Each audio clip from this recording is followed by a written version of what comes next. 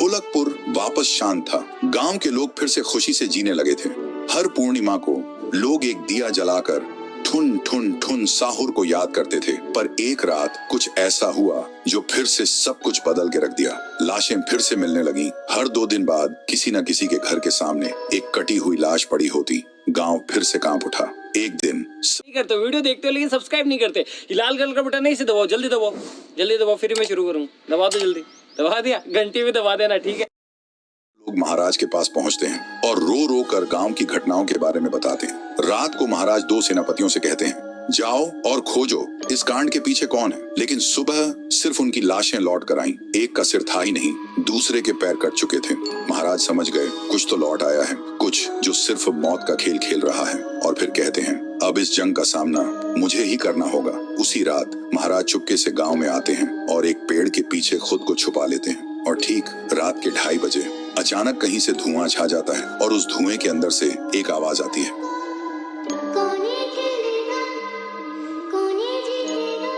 और फिर धुएं के बीच से निकलती है एक गुड़िया, गोल आंखें, एक बेजान सी मुस्कान, लेकिन चेहरा मौत का पैगाम।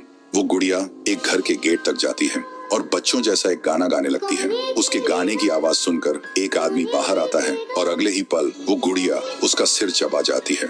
वो आदमी तड़प तड़प के वहीं जमीन पर गिर जाता है। महाराज सब कुछ देखते हैं, उनकी आंखें भर जाती हैं। उन्हें समझ आ जाता है इसके सामने जाना मतलब खुद का अंत लिखना है। अगली सुबह गांव के लोग इकट्ठा होते हैं। महाराज कहते हैं, ये पिछले भूत से भी ज्यादा डरावनी है।